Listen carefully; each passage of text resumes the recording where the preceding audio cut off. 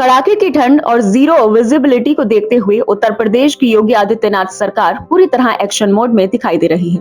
सरकार के निर्देशों के क्रम में प्रशासनिक अधिकारी भी खुद सड़कों पर उतरकर व्यवस्थाओं का जायजा ले रहे हैं। इसी कड़ी में मुरादाबाद में देर रात लगभग 6 डिग्री सेल्सियस तापमान के बीच नगर आयुक्त दिव्यांशु पटेल और अपर नगर आयुक्त अजीत सिंह ने शहर के विभिन्न इलाकों में अलाव और रैन बसेरों का औचक निरीक्षण किया।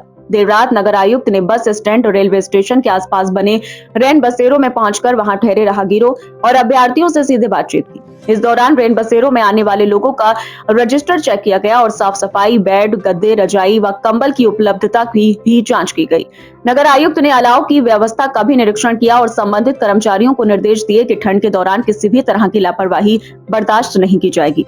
नगर आयुक्त दिव्यांशु पटेल ने बताया कि शनिवार को विभिन्न प्रतियोगी परीक्षाओं के कारण रेन बसेरों में भीड़ बढ़ी है, लेकिन इसके बावजूद सभी व्यवस्थाएं दुरुस्त रखी गई हैं। अभ्यर्थियों के लिए पर्याप्त संख्या में बेड, गद्दे और रजाइयों की व्यवस्था की गई है ताकि उन्हें ठंड से राहत मिल सके। निरीक्षण के दौरान मौजूद अभ्यर्थियों और राहगीरों ने नगर निगम द्वारा की गई व्यवस्थाओं पर संतोष जताया और प्रशासन का आभार व्यक्त किया।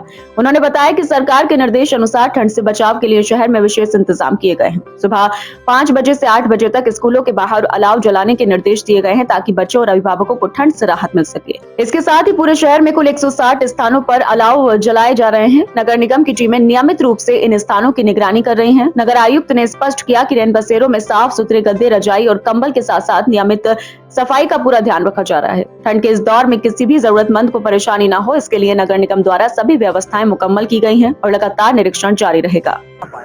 और देखिए, कल एक परीक्षा के मद्देनजर आज मेरे और अपर नगर आयुक्त द्वारा अचानक औचक निरीक्षण किया गया है। बस स्टेशन और रेलवे स्टेशन के पास जो हमारे रैन बसेरे हैं, अलाव की जो पॉइंट है, उनका निरीक्षण किया गया है और सारी सुविधाएं सुचारू रूप से संचालित भी पाई गई हैं।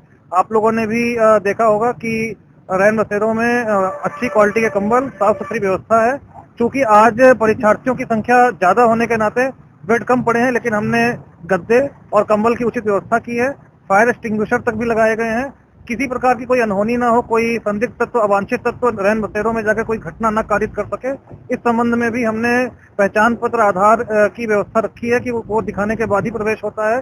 फिर भी यदि कोई व्यक्ति ऐसा है जिसके पास आधार नहीं है या कोई पहचान पत्र नहीं है, तो अपना स्थायी पता नोट कराकर हम उसे यहाँ पर एकोमोडेट कर रहे हैं। कुल मिलाकर जो शासन के निर्देश थे, माननीय मुख्यमंत्री जी के निर्देश थे, उसमें पहले भी डीएम सर और मेरे द्वारा संयुक्त निरीक्षण किया गया था। आज हमारे और अपर नगर आयुक्त के द्वारा निरीक्षण किया गया है। हमारी पूरी कोशिश है कि अलाव और रैन बसेरों की व्यवस्था शासन के निर्देशों के क्रम में चलती रहे। इसके अलावा क्योंकि सर्दी का माहौल है, बहुत ज्यादा तकलीफ होती है, अलाव की व्यवस्था देखिए आपने क्या रहा है? देखिए, अलाव के संबंध में ये अवगत कराना चाहूंगा कि करीब 160 से ज्यादा पॉइंट में नगर निगम मुरादाबाद द्वारा अलाव जलाए जा रहे हैं। माननीय मुख्यमंत्री जी की वीसी में भी टॉप 3 जिलों में मुरादाबाद नगरीय क्षेत्र का नाम लिया गया था। हमारी पूरी कोशिश है कि जो हमारे आम नागरिक हैं, सम्मानित जो हमारे वृद्धजन हैं, उनमें किसी को भी किसी प्रकार की असुविधा ना हो। इसी को देखते हुए हमने न केवल रात्रि में बल्कि सुबह 5 बजे से 8 बजे के बीच में बस स्टेशन, अस्पताल, रेलवे स्टेशन, स्कूल के सामने अलग से अलाव जलाने के निर्देश भी दे रखे हैं। इसके बावजूद कहीं कहीं से जहां मोहल्लों से या किसी पॉइंट से शिकायतें आ रही हैं या कहीं अतिरिक्त पॉइंट बनाने की बात हो रही है, वहां पे भी अपर नगर आयुक्त को मैंने निर्देशित किया है कि 160 से संख्या बढ़ा भी दी जाए और किसी भी तरीके से कोई कमी हम आने नहीं देंगे।